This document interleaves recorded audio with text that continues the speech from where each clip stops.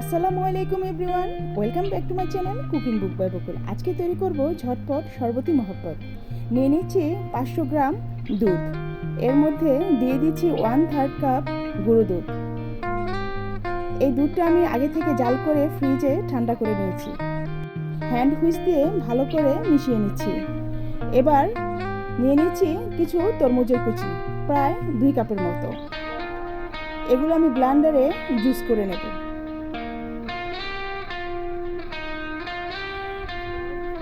এখানে বাড়তি কোনো পানি ব্যবহার করিনি, ফ্রেশ জুসটা আমি বের করে নেব।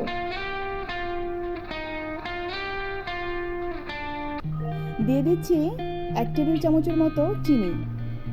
ইচ্ছে করলে কেউ চিনিটা বাদও দিতে পারে। ভালো করে ব্লেন্ড করে নিচ্ছি।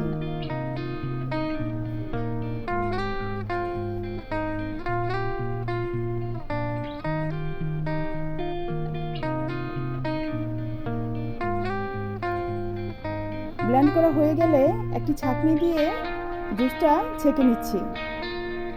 জুসটা আমার প্রায় 1 কাপের মতো হয়েছে। এখানে তরমুজের জুসটা সরাসরি দুধের সাথে মিশিয়ে নিয়েছি।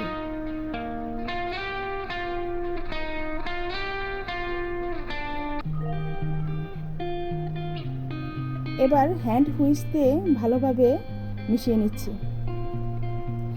যারা ঠান্ডা বেশি খেতে পছন্দ করেন তারা এর মাঝে আগেই বরফের কিছু কুচি দিয়ে নেবেন।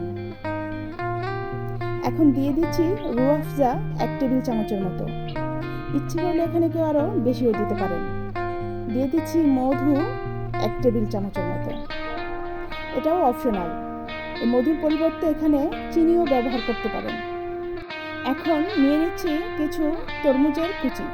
এগুলো আমি কুচি করে না কেটে মেজারমেন্ট কাপের ছোট চামচ দিয়ে গোল গোল করে শেপ দিয়ে নিয়েছি। এটা শুধুমাত্র একটু ভালো দেখানোর জন্য, এছাড়া আর কিছুই না।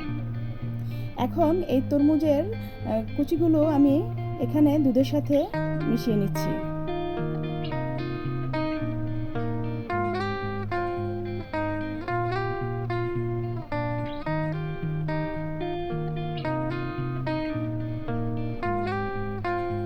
ব্যাস, তৈরি হয়ে গেল আমার শরবত ই মোহাব্বত। এবার পরিবেশন করার পালা। একটি গ্লাসে ঢেলে নিচ্ছি।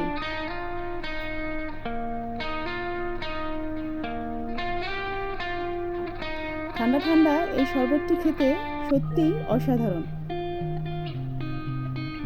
দিয়ে দিচ্ছি কিছু বরফের কুচি।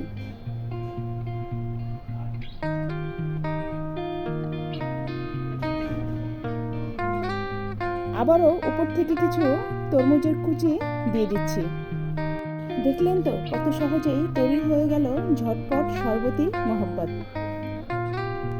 সুস্বাদু এই শরবত কেমন লাগলো তা অবশ্যই জানাবেন। আজকের মতো বিদায় নিচ্ছি। আল্লাহ হাফেজ।